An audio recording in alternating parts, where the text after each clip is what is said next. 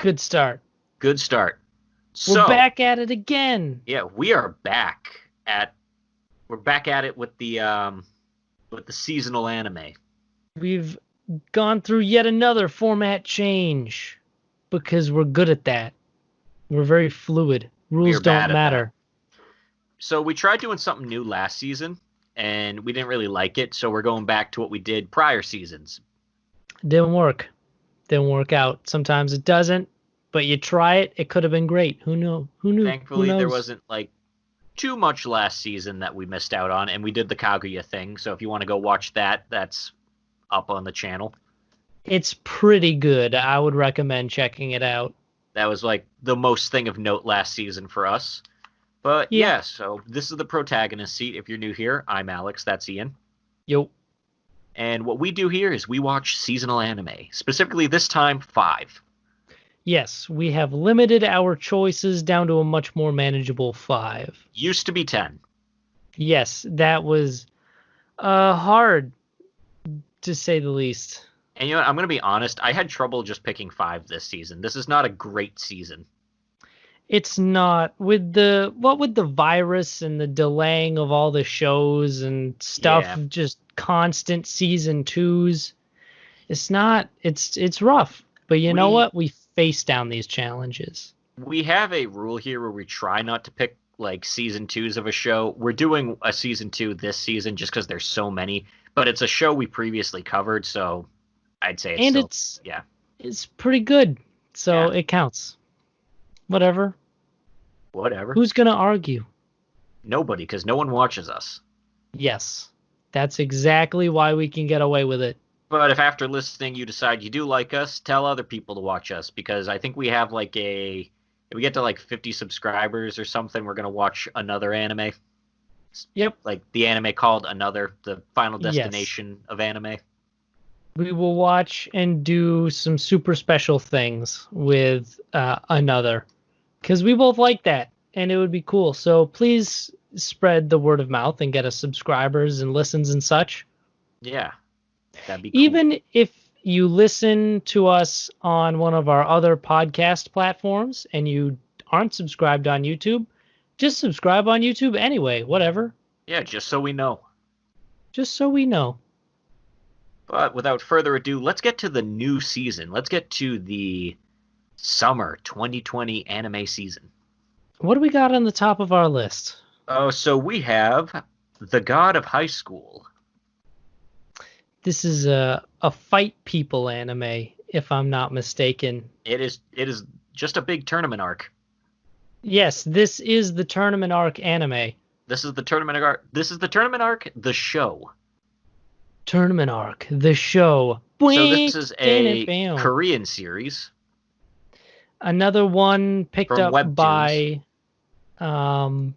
Crunchyroll. I really like that part too, where you see like the two when they're talking about how they got the nanomachines in them, then they have the two nurses there, and in the background, like you could see the sponsors for the tournament are Crunchyroll and Webtoon, and I'm like, subtle. Yes, and even in the OP on the ring in the OP, it has Crunchyroll written on it. Just in case you were confused of who produced this. You know what? I'm good. I actually kind of like that. I don't know why, but there's something about that that's just like, all right, someone knows. Yeah, Crunchyroll and Webtoon now have a really close partnership, which is why all these Korean series are getting like greenlit, like Tower of God, The God of High School. I want to say there was one more they did that was pretty good, but I can't remember. They haven't made another one yet. Like Tower of God was the first. This is the second. I think they licensed a few other series. But yeah, so Crunchyroll's doing a big partnership with Webtoons because I think Funimation just partnered with. I don't know. They did some big partnership recently. I think it might have been Kadokawa. Which is a pretty big one. I think so. But maybe. Tower of God was cool, so I have high hopes for this one, especially after this episode because I enjoyed it. Yep. So our main character Mori. He is the main character of Digimon, all grown up. Yep. So he's heading to the tournament because we find out. I don't know what happened at the beginning of the episode, but apparently this guy has like god powers and he kills these businessmen who made fun of him. Yeah, it reminded me a lot of the like finale of that cheesy kung fu comedy, um what is it? It's not Big Trouble in Little China. Kung Fu Hustle. I have not seen It, that, so please elaborate. First of all, I would recommend it because it's pretty good. But the protagonist of Kung Fu Hustle beats the bad guy after being launched into orbit. He uses his Buddhist palm technique and his superior chi to crush him into the ground in a giant handprint that looks almost exactly like the one we get at the beginning of the episode. Maybe the guy was inspired by that then. That wouldn't surprise me because that movie's great. It's dumb and it's a lot of fun, and I would recommend it. Also, I noticed that the last name of this guy that they're talking to who does this is Park, but that's also the author's last name. Maybe it's a common last name. I don't know. Or I think maybe that would feel very self-inserty. Maybe the author just wrote himself in as God. Who knows? Maybe. Unless it's like meant to be one of those meta things where it's like, I, the author, am also the character. It could be. I don't know, but we'll find out.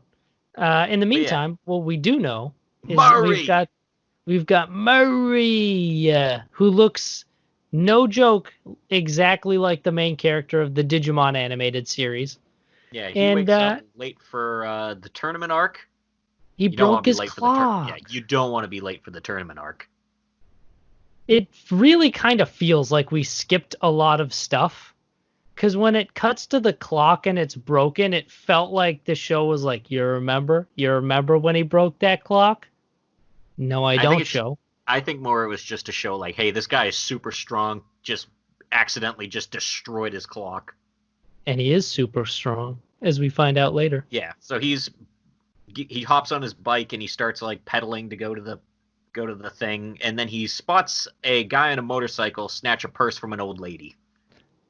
And so begins the motorcycle chase sequence, where one character is on a pedal bicycle. I'll say this about the show. It actually looked pretty, like, fluid, the animation, especially, like, during the chase or the fights. But then again, like, during that whole chase scene, I was thinking of the chase scene from After Lost. And that was just... Not a lot of people know about After Lost. I only watched the first episode, but it was so garbage that I was like, you know what, I'm good. I don't need to watch this. Oh, is that the one where the guy had the freaking Wall of Babylon, but with guns? Yes. Although there's a lot of shows that have that. But no, with that specifically, it looked like you took, like, PlayStation 1 models of cars and just kind of had them, like, not even really drive. It didn't really feel like they were driving. They were just kind of sliding. Like, you know, you were like keyframing them across the screen.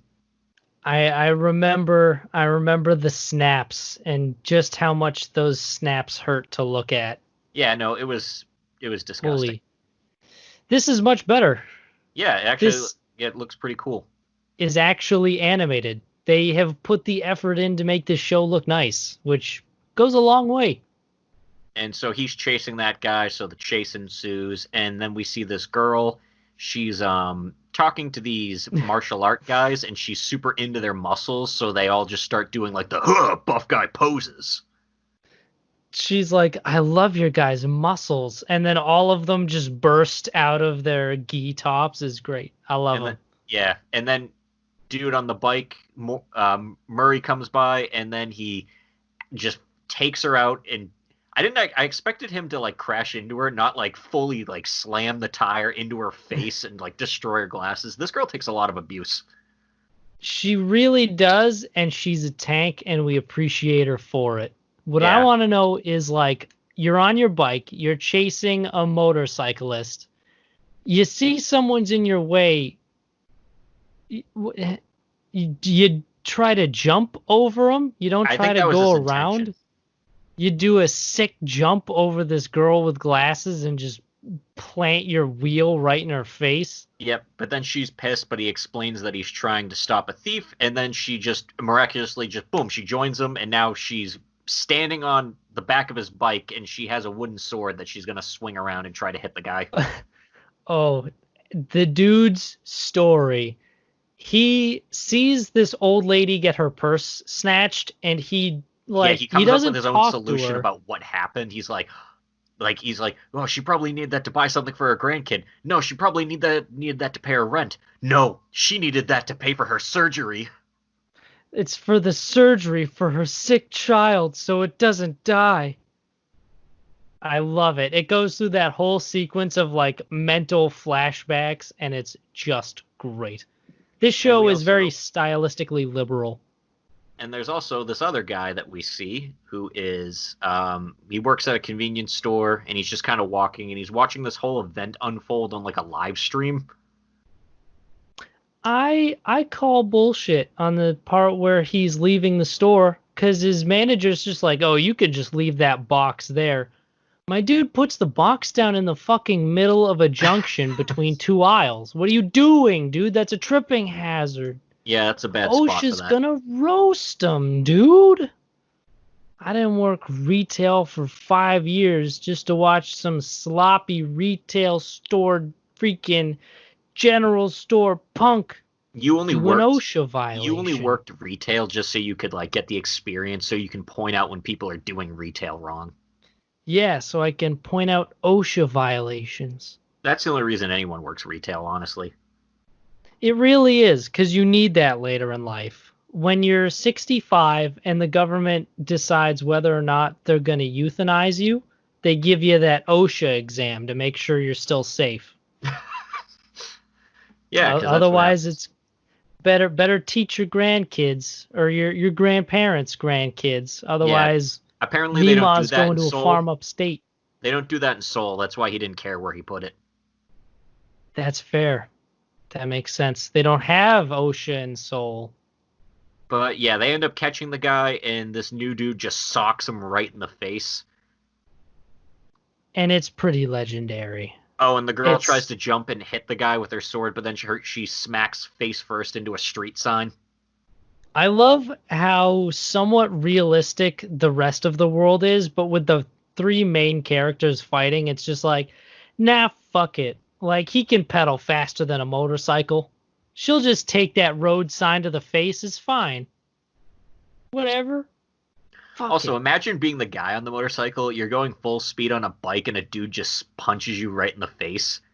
A dude socks you in the face with his bare fist. And then he's just like, got him. I think you'd be dead. I think everyone would be dead. Everyone in that scenario should be dead. The god of But high they school. aren't. Everybody should be dead. Everyone should be dead. Because this is pre-nano machines, dude. They haven't even got the weapon to surpass Metal Gear. The weapon to surpass Metal Gear. It's A in a weapon. it's in a Seoul high school. A weapon to surpass Metal Gears? He took out 3 motorcyclists on a bicycle? That's right, Nick. It's me, the DARPA chief. I I'm don't know why we running love the the DARPA tournament. chief so much. Because the DARPA chief is great. He even shows up though for he like just like maybe 5 minutes of Metal Gear 1, but we're like, that guy has a really memorable voice. and then he dies. Yeah. Nick, you gotta get out of here. Use the card key to get to the second floor basement. Ugh! DARPA chief. Second floor basement. Oh no. Card keys.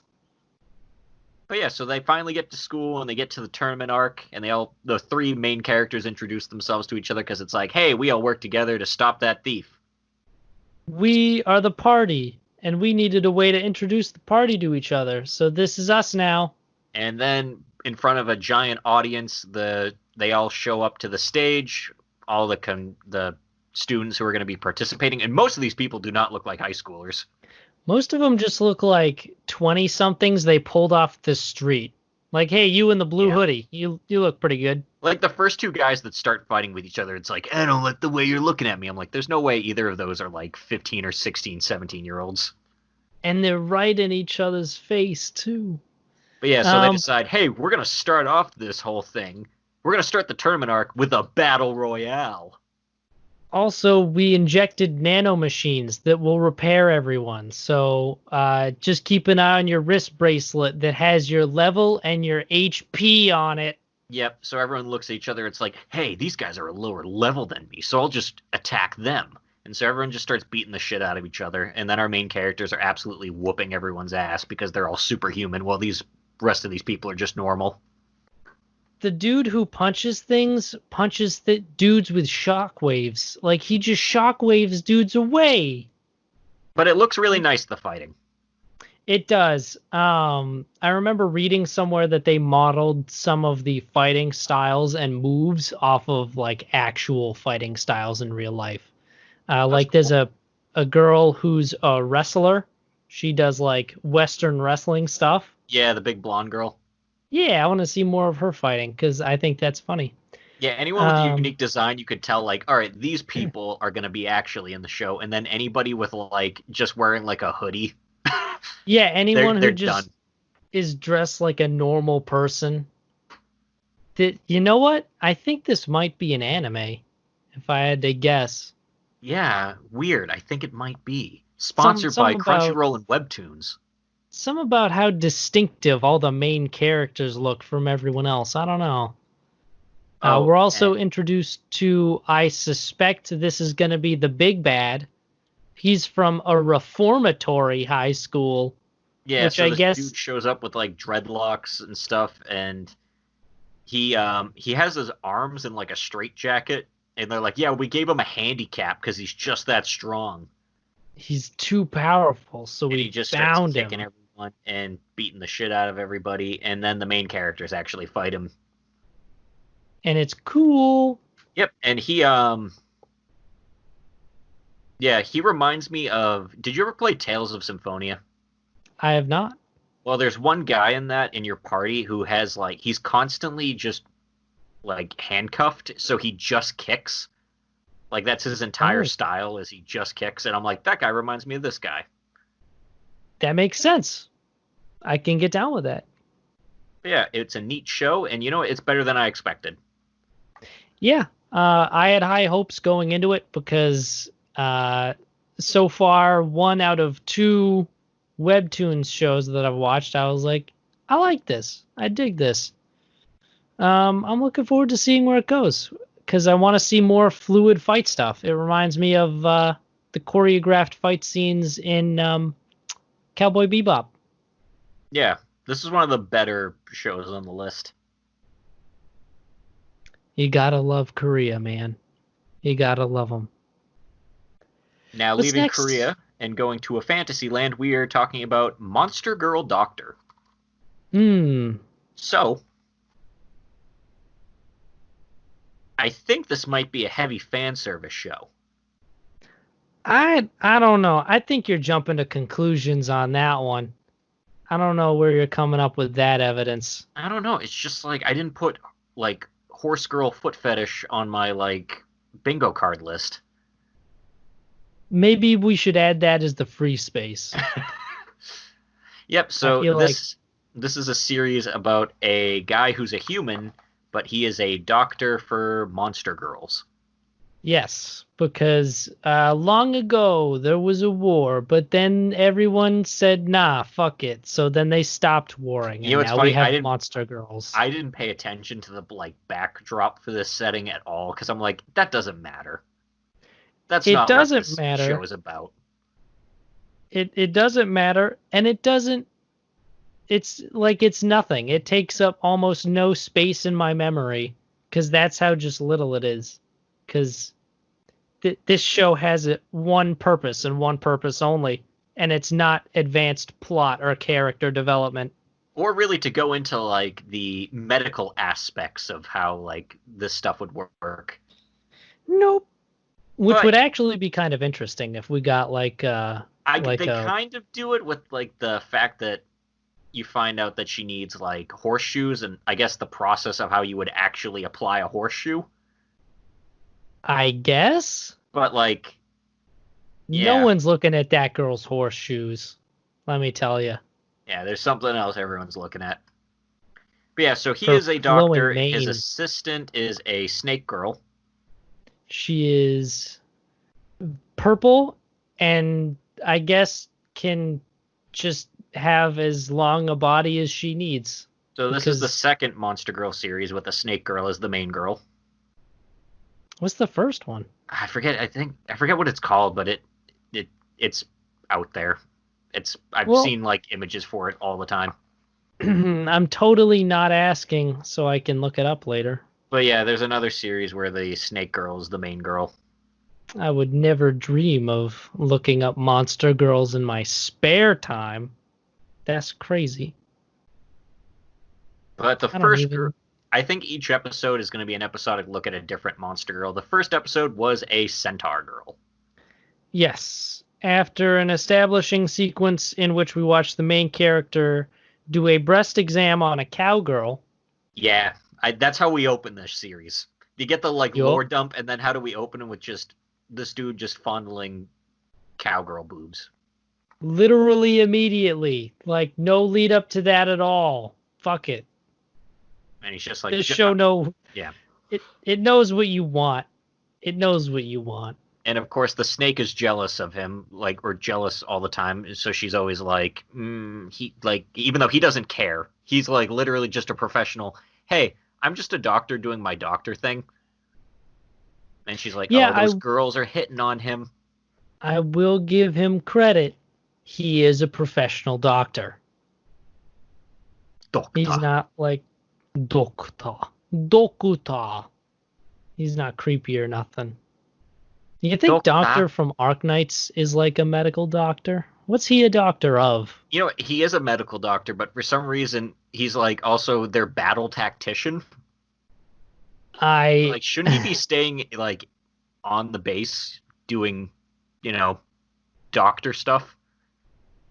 I got my medical degree in strategy.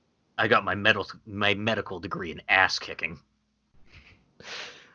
I actually saw a GIF where it was like, what happens when enemies cross the blue line in Arknights? And then it was the doctor holding an assault rifle going, it's time to party.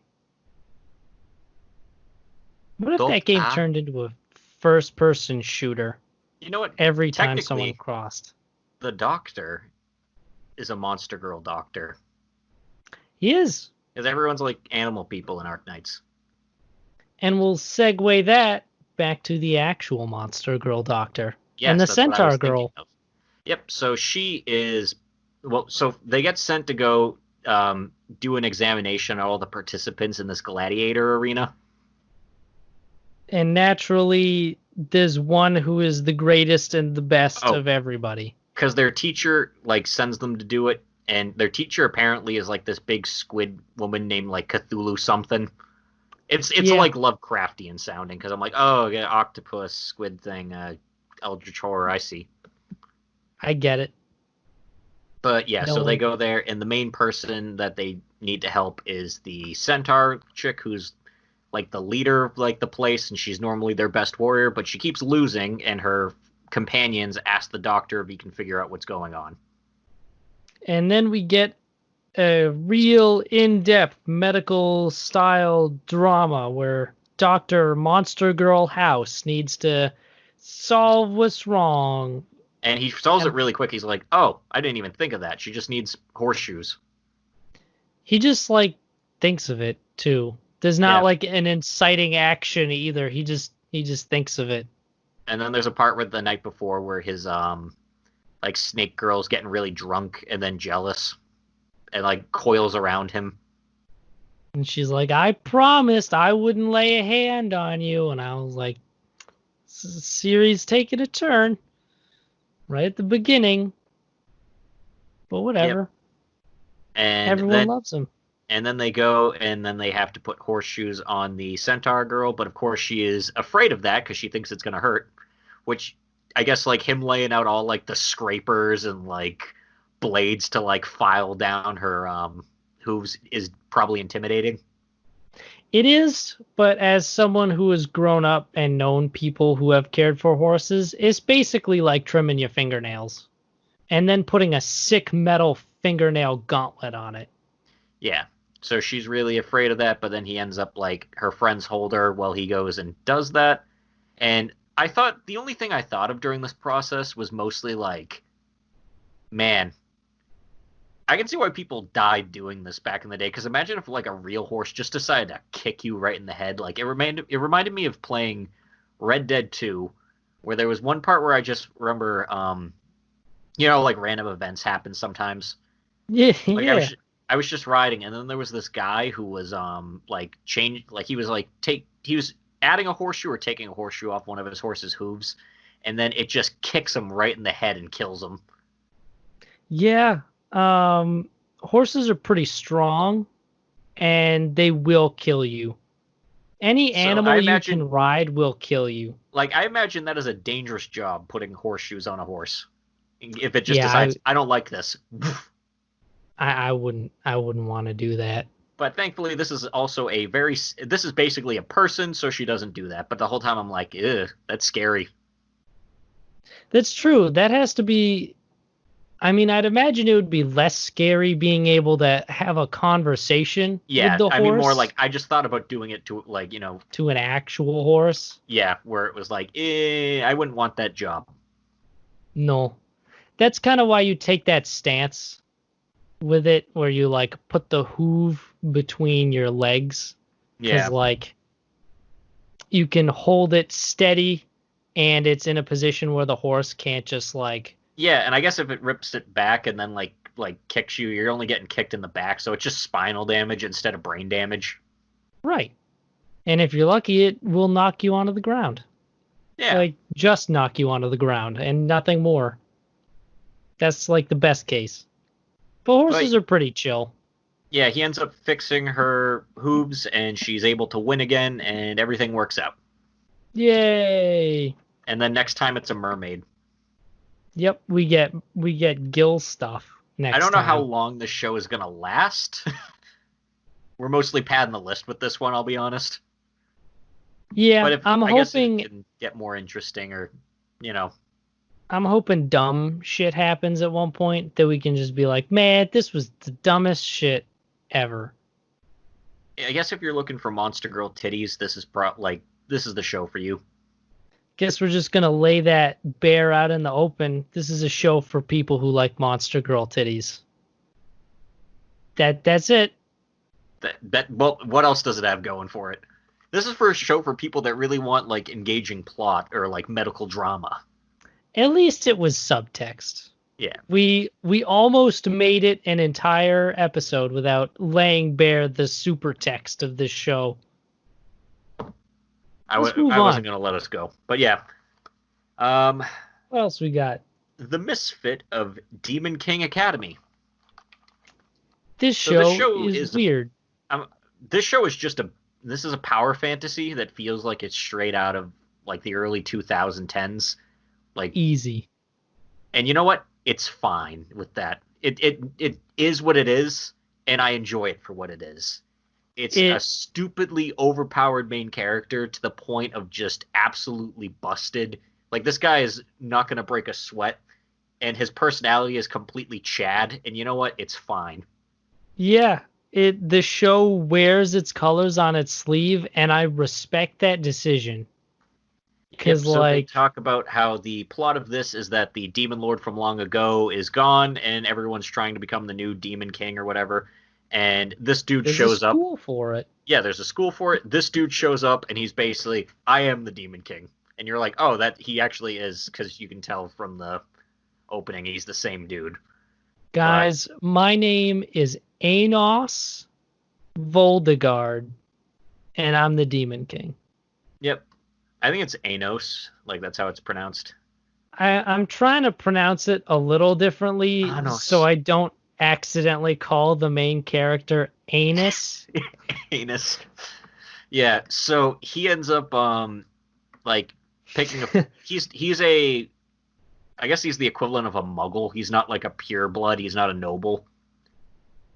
Um, it's his situation is weird because Yeah, I know, like but he was born to regular parents, and then he grew yes, up within a month. he was born, he told his parents his name in like his super demon lord voice, and then he grew up to school age in literally a month. Yeah, because when he brings Misha, one of the characters, home that he meets at school, his mom's like, "But you're only 1 month old, and you already have a wife." You're bringing home the wives.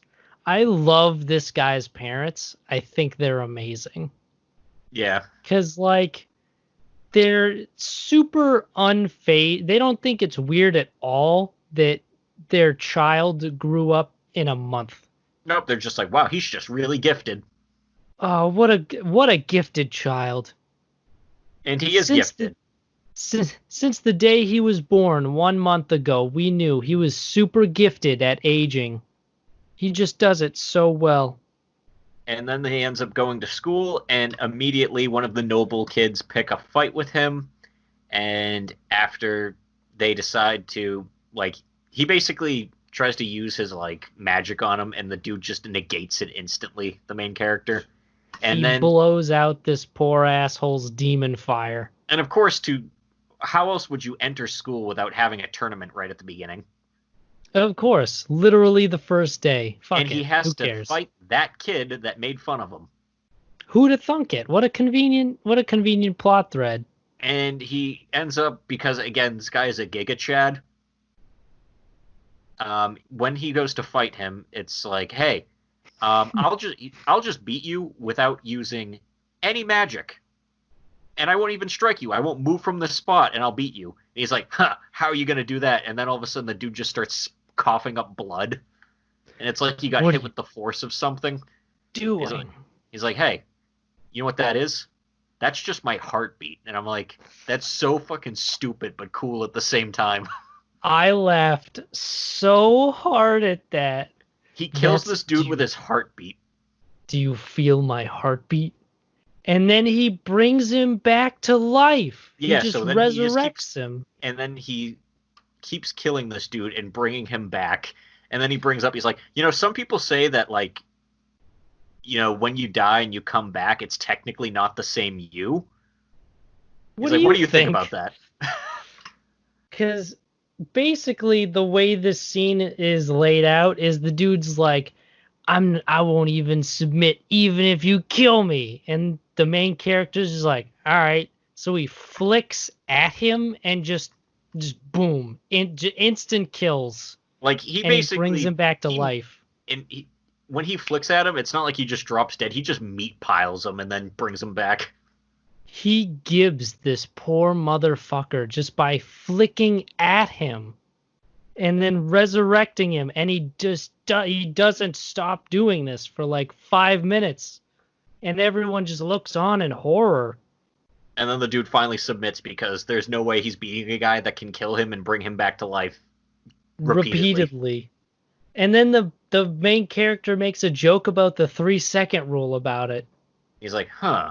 Like, his whole thing is that, because again, he was reincarnated from like 2,000 years ago. He's like, that joke got a lot more laughs 2,000 years ago. 2000, and that he makes that joke in the second episode too. Man, that one, well, not the same 3-second joke, but he makes another joke and is then like, huh, that would have had him rolling on the ground 2,000 years ago. Humor is strange. And then he ends up bringing Misha to his house. She meets his family, and Misha's whole character is just, she's really quiet, and she's like, I like Anos. He's a really nice guy. You're friendly. I like anus. She has the quiet shy girl thing, and then we find out in the second episode that she's basically like an organic doll, which she's explains everything. Cooteray homunculus, so to speak. Yep. And then in the second episode, when they all go to their classroom, first they wrap up the first storyline with that. Oh yeah, with him asshole. killing that guy again. Yes, he kills him again and then brings him back to life, and then makes him kill his brother, and then brings them both back to life. Yeah. And then somehow that solves that solves the relationship between those two brothers by just killing them and bringing them back to life. Just hard Basically, reset. everything in this show is solved by brute force and overwhelming power. And you know what? It's fine. I love it. I love it. I can't help it. Oh, it's so crazy. So apparently he ends up in the same class as Misha and Misha's sister, and his rank is Misfit. Because no one knows Who'd where to have rank thunk him. it? Because he goes through the exam and like there's a magic test one where it's like, put your hand on this crystal and we'll test your magic power. And of course he blows it up. And there's a trivia segment, which of course he aces because he is that person. But And yeah, he then ends up in their class, and they're like, "Hey, who wants to be a team leader?" And he raises his hand, and they're like, "Hey, wait, you have a white uniform. People in white uniforms can't be team leaders." And he's like, "Well, what if I just prove I'm better than a pureblood?" yeah, because the team leader needs special buff magic. And they're like, fine, if you can prove it, then go ahead. But if you can't, then you're banished from the school forever. And he Which basically is, goes and shows that the teacher's buff magic was shitty, and then this is how you actually do it. And then the teacher's like, "Fine, you can have your own team." huh? This let's scroll this up a little bit. Put some devil scrawl on it. Oh, Yeah. now it's Also, twice. It's double. no one It's joins his better. team except Misha, which is weird because everyone saw him the other day just blow up a dude and bring him back to life several times. If I saw that man blow up another person several times, resurrect them as many times, and then instantly the second day just improve an already established spell, I would want to be on that dude's team. Yeah, I wouldn't care if the other person's like, well, their dad is really important or rich. I don't give a fuck about anyone else's dad. That dude can gib people by flicking at them. Yeah. He So blows out hellfire. everyone joins like Misha's sister's team because she's like, you know, the popular rich girl from like a well-off family. Super good. But then Misha, she basically explains, she expositions to him that, yeah, she's not even really a person. She's just a doll. And he's like, but she wants to get along with you. So how about you join my team? And she's like, no, how about you serve me? I will say that I do love just how much this dude puts emphasis on like, hey, family's important. Because in the first episode, he fixes the relationship of two brothers with overwhelming brute force. And in the second episode, he also fixes the problem with overwhelming brute force. Yeah, no, this episode is great. He ends up going up against her team with his, and it's just him and Misha. And they're like, ha, there's no way he can beat us. They built like a fortress out of magic, like a castle. And then they're like, wait, he's attacking us by himself? Well, we already put up such a strong defense, he's not going to be able to get through it. And so This is instead an anti-devil magic shield. and he's like, yeah, that would be fine if all I was trying to do was come at you with magic. He reaches in, picks up the castle with one hand. It's a whole castle, and he throws it up in the air and then starts spinning it like you'd spin a basketball on your hand. This is all played straight, by the way. Yeah. This dude doesn't really like change his reaction too much. He's pretty calm and collected all the time. And then he just throws it. He's like, he well, chucks it. You guys better defend yourselves against this or else you'll all die. And then the castle crashes, it blows up, and they all realize they have to do their most powerful spell to beat him. He's like, hey, not bad. I can see you guys practice really hard. Anyway, I'll reward you for that. He uses apparently one of the lowest level spells to destroy theirs. And they're like, whoa, he nullified that with just the lowest level origin magic? And they're like, no. He did that with... He did not nullify it. Only ours was nullified. And then it blows up. And everyone blows up. And everyone's dead. No, everyone's Except not they're dead. not dead. He basically walks up. She walks up to him, and she basically gives up because she realizes he is leagues beyond being able to beat her. A wise decision, in my opinion. And because they did a contract, I forget what it's called, but it's basically a Gias contract. Yeah. And so she has to be his follower now, and she's all angry and grumpy about it. And then he says like something about her having like beautiful eyes because she has mystic eyes or whatever. And She then has she's all now mystic eyes of destruction. Yeah, her eyes now go doki doki. Yeah. And And then they walk home. and now he And takes her back to his house, and his mom's like, 2 wives? what? And his The dad's like, I didn't even get 2. I could barely just lock down one. I love him. I love his parents. And they have a feast. They eat gratin every night. Well, that's their feast food. And they're going to be doing a lot of feasts because and then he walks them home too after. And the sisters hold hands because he mended their relationship.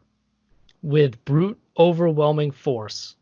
And then the new girl with the pigtails kisses him.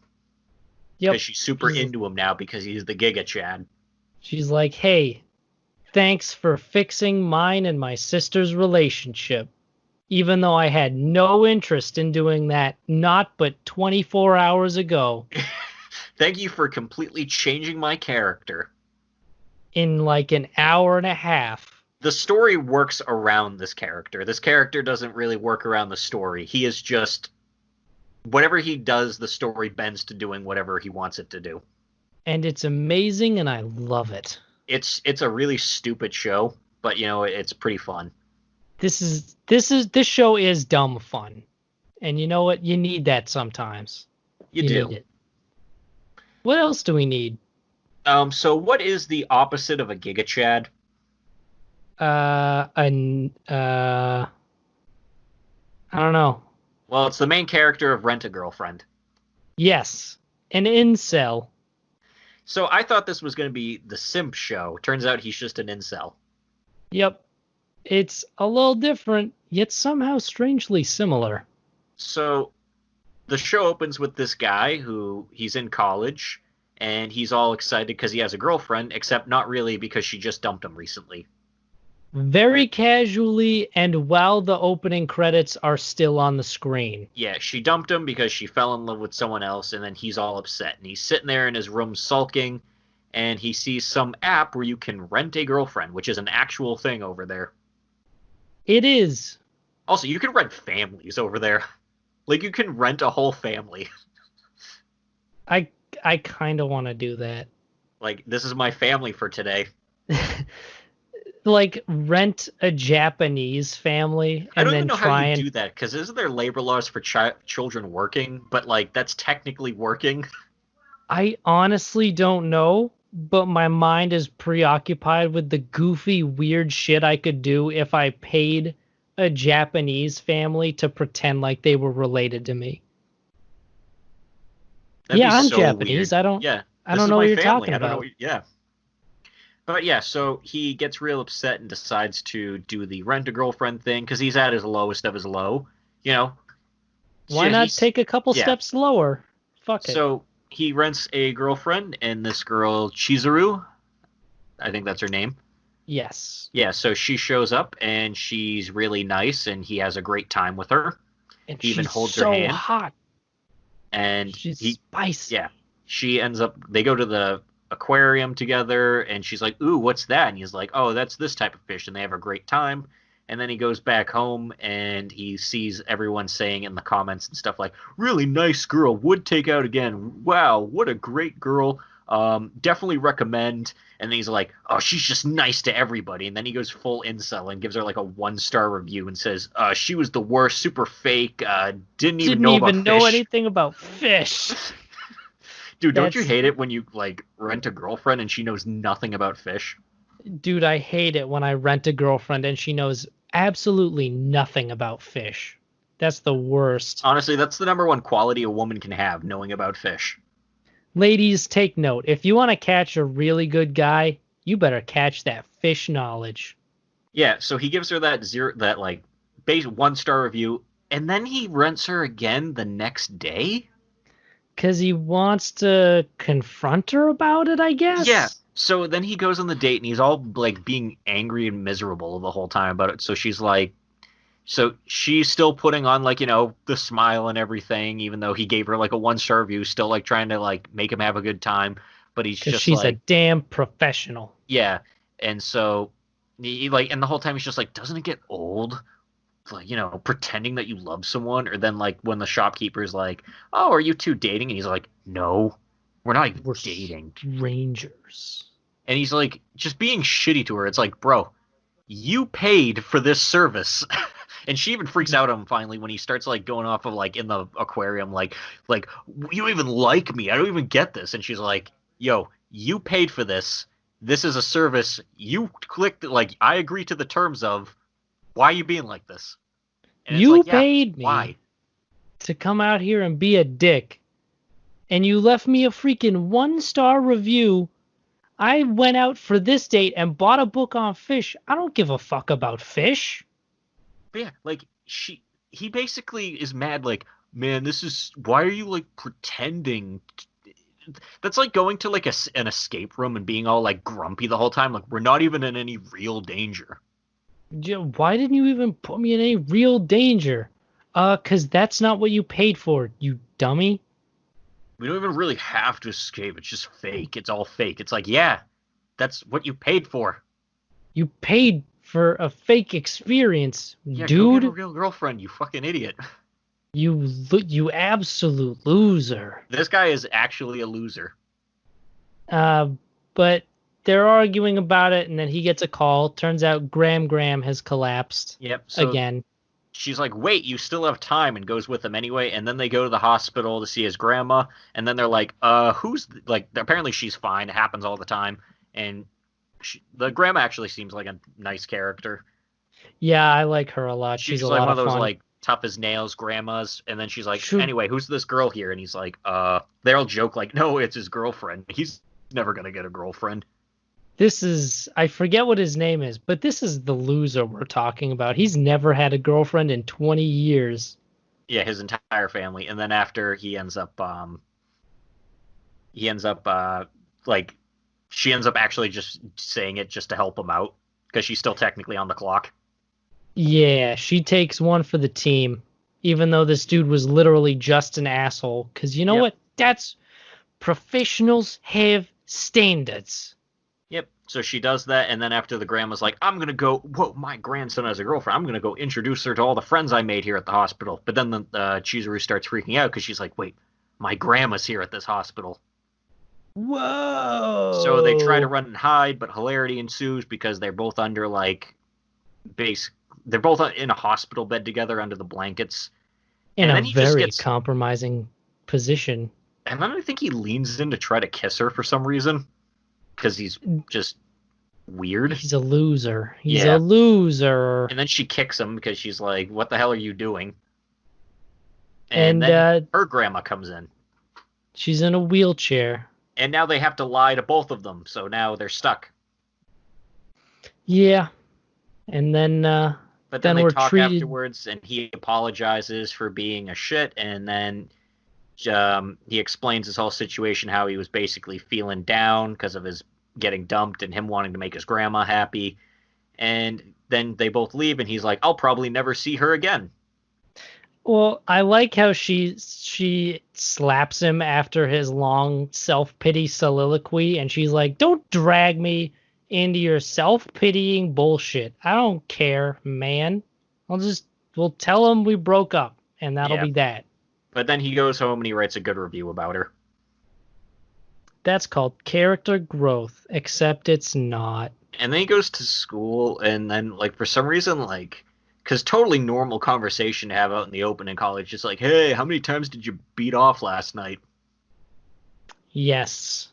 This show hits a couple beats like that. Like at the beginning, he is thinking about his girlfriend being with another man in the biblical sense, and he's like, "Oh, this is so horrible, but why am I so aroused at the thought? I hate it."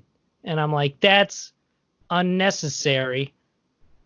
That didn't need to be in there. And then and right as he's saying that, he sees a girl drop her papers in front of him. Turns out, oh, they go to the same college. Wah, wah. This was foreshadowed during a dialogue scene earlier, so yay, setups and payoffs. Even though it So, was going to be real obvious.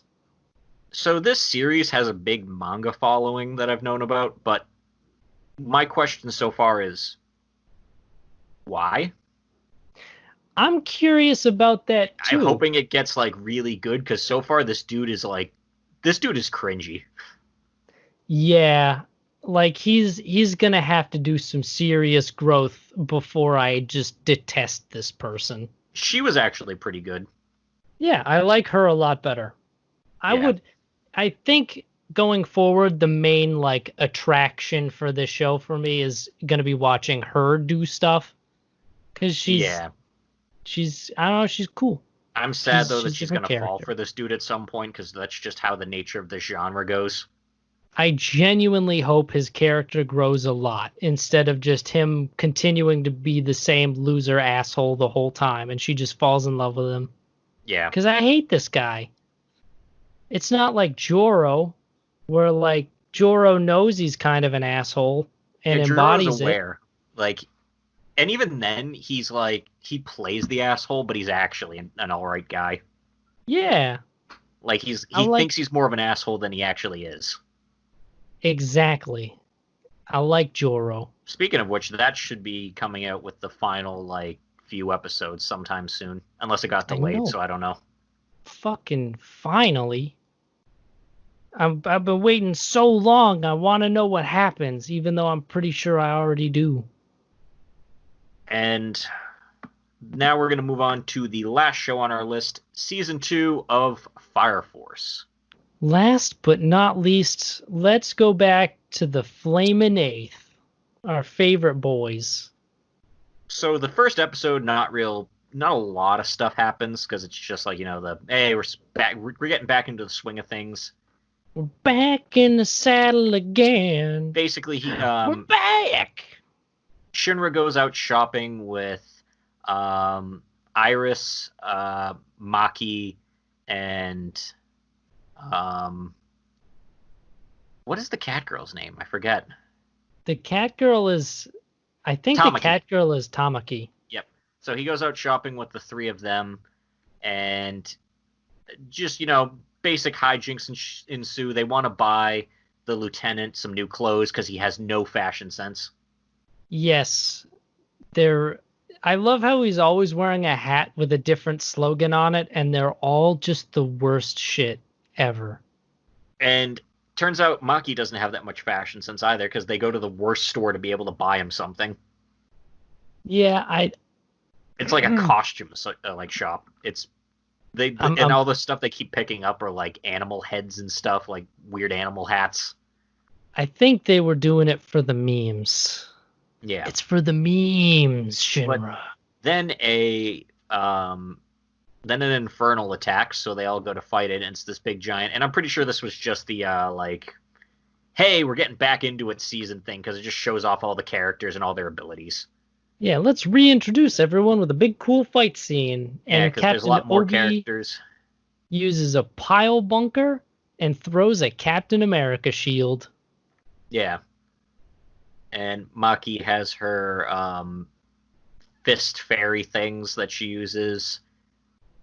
I still Arthur like how still she just does wears the same thing. I still like how she wears a witch hat. I Well, don't yeah, know why, like but everyone's got an RPG party kind of element to them. yeah, I dig it. Because Obi's the tank. That's why he's got like the full knight thing. Obi's the tank, and Obi, he doesn't have powers. Arthur's He's their just a paladin. strong man. Maki's their mage. Tamaki is, I don't know, control? It gets kind of weird when you get to the more people that they added. Tamaki, like because you even get in, Vulcan and then Dr. Lecter. I do like those guys. They're just like off support. But yeah, they all beat the Infernal, and then the last part of the episode is you find out that apparently the Special Fire Force does a calendar every year, all the different departments. A men's nude calendar. Yep, and you know what's weird? Because they go through it and you see some of like all the different Fire Force branches and all of them doing like nudist poses and stuff. Apparently, Obi and the lieutenant got last place last year. There was just them; they were the only two. How did they get last when Dr. Giovanni was one? Are you telling me someone looked at Dr. Giovanni and was like, "Yeah, he's definitely above these guys"? Well, they show Dr. Giovanni's, and his is like a clearly photoshopped, just like his head on this super muscular body. Yeah, and it's just they were like, wait a second, Dr. Giovanni. I wonder if he took off the mask. Nope, it's just still him in the bird mask. And Shinra goes looking for Princess, and it's a males only calendar, so she's not there. Wait, these are just the gravel guys. Who aren't like especially hot or anything, so I still don't know how the 8th lost to those dudes. Apparently, Obi just can't do posing to save his life. Yeah, the pose they have is he wants to do the standard, like, just arm flex pose. I like how he breaks it down into steps first, like he's breaking it into a better pose, but it's still just the simple arm flex. I also love how seriously he takes it too, where like he's talking to Shinra and he's like, did you participate last year? Yes. It was last place, wasn't it? Yes. The ranking is based on months, so the first 4 or the first 8 months are everyone in order. Then the last 4 are ranked based on popularity. So which month did you guys get? August. Don't worry. I have a new pose worked out for this year. It's going to be a surefire hit. 1 flex, double flex. And they still just hold up the other arm. You love to see it. They also buy the lieutenant the worst clothes I've ever seen. His hat says nudist beach. Yes. No, his hat says nudist bitch. Wait, did it?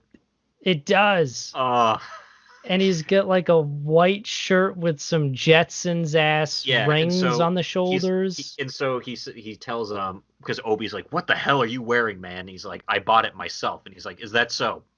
And he's like, "Iris, Tamaki, Maki, Shinra, get in here." And they're like, "He knows. You guys bought him these clothes, you guys knowing took that advantage of him." And Shinra has like an inner dialogue thing saying like, "You know what? They were nice enough to invite me to go out with them. You know what? I should take responsibility for them just to, show my appreciation." They're all like, "Shinra did it," while he's still thinking. It's pretty good. This show has a good sense of humor. And then in the next episode, so they decide to have Shinra go meet with the head of the 4th, I believe. I think so, yes. Because this guy studies the Adela Burst. And he's also the grandfather of that dude, that girl with the red hair he met when he had his time, I think, with the 1st. Yes. And we also he meet some new characters. Dresses like a priest. Apparently, we meet this dude with, like, he's in the opening, he uses a skateboard, but apparently he was also friends with Arthur and Shinra back when they were in the academy. Which Shinra is quick to point out he was not friends with Arthur. Yeah. But they end up going, and he goes to meet with the dude, and at first he seems really creepy, and then he's just, like, not really creepy, just, like, regular creepy. Yeah, he's a huge masochist. He's like, "Burn me with your flames. Let me feel your Adola burst. Burn me as hard as you can." He also got a glimpse into the world of the evangelist, and now he just really wants to get, like, burned by the flames again. Yeah. And he touches Shinra, which sets off this long chain of this real shitty link. But apparently, inside of Shinra, there's some monster that takes on the form of Iris that's trying to convince him to destroy everyone and everything. I think that might be one of the what the fuck are they called? Shin's group, the bad guys. The Evangelists. Yeah, the evil Templars. Oh, I saw a little neat thing too when they had the the mascot, like the dog-faced man. Yeah. I saw in one shot they had in the background it was wearing like a long skull on the side of its head, because this is by the same creator of Soul Eater, like the like the death symbol. Oh yeah. Yeah, they had that on its head. Oh, that's cool. I like that. I'm like, hey, Soul Eater, I like that series. Yeah, Soul Eater's a pretty cool series. I would recommend it. It feels really ancient now, because I remember watching that in like high school. Yeah, that's an old one. But it's good and it holds up. Yeah. But anyway, so they end up so Shinra gets possessed, as well as some of the other students there, or some of the other like younger Fire Force cadets get possessed and end up attacking him. And then the boss man of the fourth needs to like essentially hold him back. And there's a dude with a whistle that's part of the fourth that buffs people. He's but he the trainer. He speaks through his whistle. And it's great. I love him. Like he just whistles and everyone just like translates for him. And he's the bard. He buffs.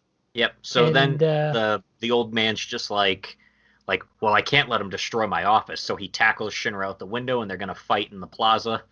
And then Arthur shows up. Because he was sent to go look after him because the plot demands it. And so Arthur ends up fighting with him a bit, and then everyone gets on Arthur's side to help him, try to snap Shinra out of it, and Arthur goes full delusion mode, which makes him stronger. We actually see why Arthur's so delusional, too. Yeah, we get some Arthur background. Yep, so it turns out Arthur's parents weren't really that wealthy, so they had him kind of play pretend a lot to make things better than they actually were. And then they abandoned him one day. Yep, but they left him a note saying, all right, Arthur, we're going on a trip. We'll be back someday, but you're the king of the castle for now. And Arthur took that and ran with it. Yep. And I love how his strength level is directly bound to the fact, or directly bound to just how delusional he is in that moment. But I love how he pictures the people around him as his party. Like the dude with the whistle is an actual bard in his mind, and then his friend's like a fellow like fighter class person, and then the old dude is the shield of masochism. And he uses him as a shield. The old man when like Shinra comes to kick, and he holds him up, and the old guy's like, "Ah, it hurts so good." Yes, I can feel it. I can feel the burst. But yeah, he ends up fighting Shinra, and he beats him, and he basically gets Shinra to sort of beat himself. He like calls out to him. He goes into the long diatribe. Are you a hero or are you a demon? And then after he's like you really have to ask, and he basically powers up his foot to go flying, like his knee flying at his face, and he basically just knees himself in the head. And all the while he's got like this inner monologue where he's talking to this this entity from the whatever place. Yeah. And she's like, "Hey, I know where your mom is." And he's like, "Well, fuck can you tell me? Though. Yeah, can you tell me? Nope, because you rejected me, so see ya. Bye. And bye. Then we find out at the end of the episode that there is a new person with an Atala burst that popped up, and they're wondering who's going to get to them first, the Fire Force or the Evangelists.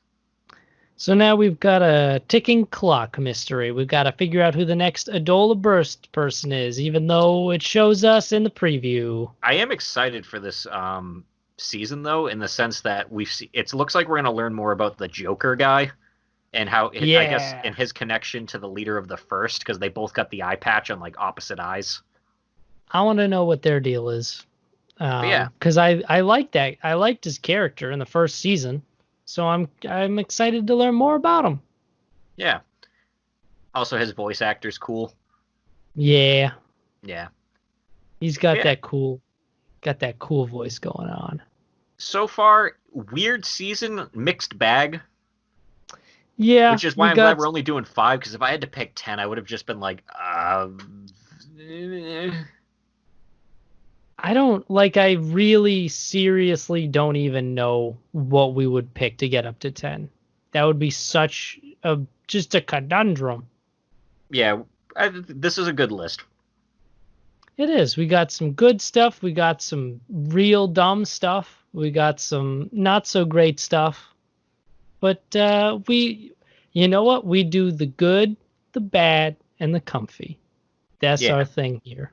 So if you want to stick with us and stick with these shows, then think about subscribing. Yes. If you, in fact, enjoyed the video, then like the video. That Tell tells people about it. YouTube that you liked it. Word of mouth is one of the best ways for podcasts to spread. So we appreciate all of that. Spread us everywhere. Tweet at Protagonist Seat. Well, Yeah. We are on Twitter and Facebook at Protagonist Seat. Tag us to your friends. Use hashtag Protagonist Seat. Fuck it. Why not? You can find us on various other platforms if YouTube isn't your thing either. So if you like Spotify, Google Play, Deezer, iHeartRadio, iTunes, we're on all of that. We're everywhere. You We're can not say, that hard to find. yeah, you can find us in a lot of places. You don't have to look too hard. That's another thing to pitch to other people. We are basically everywhere. Accessibility is our thing. We're a double jointed podcast, bruh. Yeah. So you know what? Tell people. Yeah. And stick And we with hope us. to see you again next week. Yep. See you next week. Goodbye.